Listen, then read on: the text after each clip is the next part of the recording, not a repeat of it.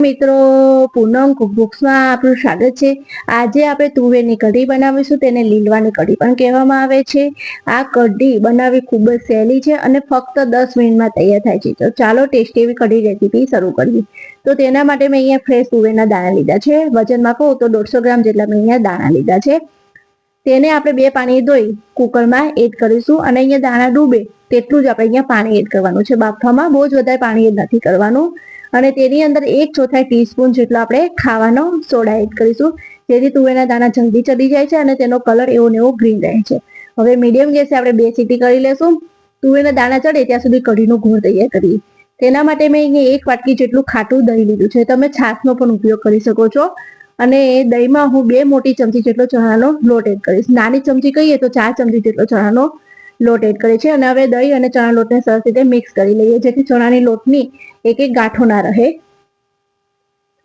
એકદમ સરસ રીતે મિક્સ થઈ જાય ત્યારે તેની અંદર હું 1.5 લીટર જેટલું પાણી એડ કરીશ। પછી તમારે જેટલી ક્વોન્ટિટીમાં કઢી બનાવી હોય એટલા પ્રમાણમાં દહીં અને ચણાનો લોટ લેવાનો। હવે ફરીથી એકવાર વિસ્કર ફેરવી દેશું, તેથી બધું સરખી રીતે મિક્સ થઈ જાય।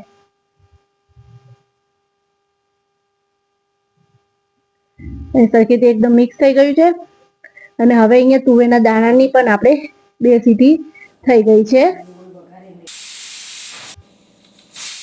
2 સીટી થાય પછી કુકરને આપોઆપ ઠંડુ પડવા દેશું। ઠંડુ થઈ જાય પછી આપણે ખોલીને ચેક કરીશું કે આપણા દાણા ચડ્યા છે કે નહીં।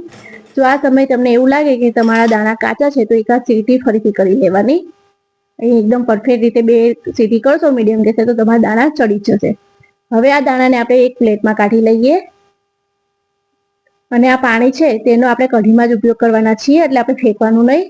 થોડા દાણાને આવી રીતે મેશ કરી લેશું, જેનાથી કઢીનો ટેસ્ટ ખૂબ જ સરસ આવે છે। હવે અહીંયા આપણે કઢી વઘારીએ। કઢી વઘારવા માટે અહીંયા મેં એક પેન લીધું છે, તેમાં 4 ચમચી એટલે 4 પાવડા જેટલું હું તેલ એડ કરીશ। અહીંયા તમે તેલની જગ્યાએ ઘીનો પણ ઉપયોગ કરી શકો છો, પણ આ કઢી તેલથી વઘારશો તો તેનો ટેસ્ટ ખૂબ જ સરસ આવે છે।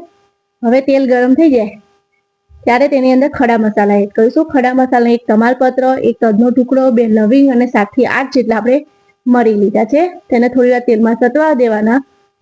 ત્યાર પછી અડધી ચમચી જેટલું આપણે જીરું એડ કરીશું અને 5 થી 6 લીમડાના પત્તાને મેં સમારીને એડ કર્યા છે। અને 1 મોટી ચમચી જેટલું આપણે લીલા મરચાંની પેસ્ટ એડ કરી છે। તમને કઢી જેટલી તીખી ગમતી હોય એટલા પ્રમાણે તમારે લીલા મરચાંની પેસ્ટ એડ કરવાની। હવે આપણે લીલા મરચાંની પેસ્ટને થોડી વાર સાતવીશું। ગેસની ફ્લેમ મીડિયમ રાખીશું, તેથી કોઈ પણ વસ્તુ આપણી બળી ના જાય।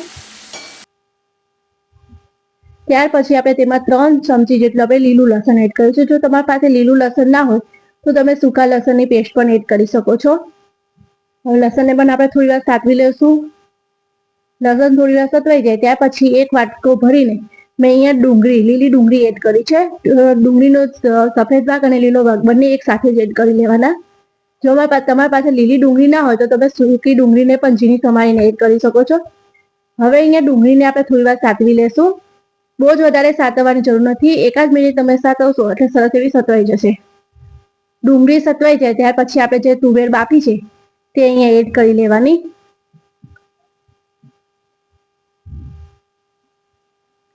અને હવે આપણે તુવેરને પણ થોડી વાર અહીંયા તેલમાં સાતવીશું। થોડી વાર 1 જ મિનિટ સાતવશો તો તેનો ટેસ્ટ ખૂબ જ સરસ આવે છે। આ કઢી ખૂબ જ ટેસ્ટી લાગે છે। આ કઢી બાજરીના રોટલા, મકાઈના રોટલા ભેગી ખાવાની ખૂબ જ મજા આવે છે। અને શિયાળામાં તો લીલી તુવેર ભરપૂર પ્રમાણમાં મળે છે, તેથી આ કઢી તો બનાવવી જ જોઈએ। એટલી ટેસ્ટી લાગે છે કે ઘરના સૌ કોઈને ભાવશે। હવે મેં આમાં 1 ટીસ્પૂન જેટલી હળદર એડ કરી છે અને તેને પણ આપણે મિક્સ કરી લઈશું। અહીંયા તુવેરના દાણા સરસ એવા સતવાઈ ગયા છે। મેં 1 જ મિનિટ સુધી તુવેરના દાણાને સાતવ્યા છે। ત્યાર પછી આપણે જે કઢીનું મિશ્રણ તૈયાર કર્યું છે તે એડ કરી લેવાનું। આ કઢી ફક્ત 10 મિનિટમાં તૈયાર થઈ જાય છે અને ખૂબ જ ટેસ્ટી લાગે છે। હવે જે આપણે કુકરમાં પાણી વધ્યું હતું તે પણ આપણે એડ કરી લીધું અને હવે આ કઢીને 5 થી 6 ઉભરા આવે ત્યાં સુધી ઉકાળશો। તમે જેટલી કઢી ઉકાળશો તેટલો જ કઢીનો ટેસ્ટ ખૂબ જ સરસ આવે છે। એટલે 10 મિનિટ તો આ કઢીને ઉકળવા જ દેવાની। મેં અહીંયા સ્વાદ પ્રમાણે મીઠું એડ કર્યું છે અને તેને મિક્સ કરી લઈ અને હવે હું 10 મિનિટ સુધી આ કઢીને ઉકળવા દઈશ, તેથી કઢીનો ટેસ્ટ ખૂબ જ સરસ આવે। તો છે ને એકદમ સહેલી લીલવાની કઢી બનાવી તો તો તમે પણ જરૂર બનાવજો અને તમને મારી આ રેસીપી કેવી લાગી એ જરૂર કહેજો. જો તમને ગમી હોય તો મારા વિડીયોને લાઈક અને મારી ચેનલને સબસ્ક્રાઇબ ના કરી હોય તો જરૂર કરી લેજો, જેથી તમારા માટે નવી નવી રેસીપી લઈને આવું. તો સરસ મજાની આપણી લીલવાની કઢી તૈયાર છે. તમે પણ જરૂર ટ્રાય કરો.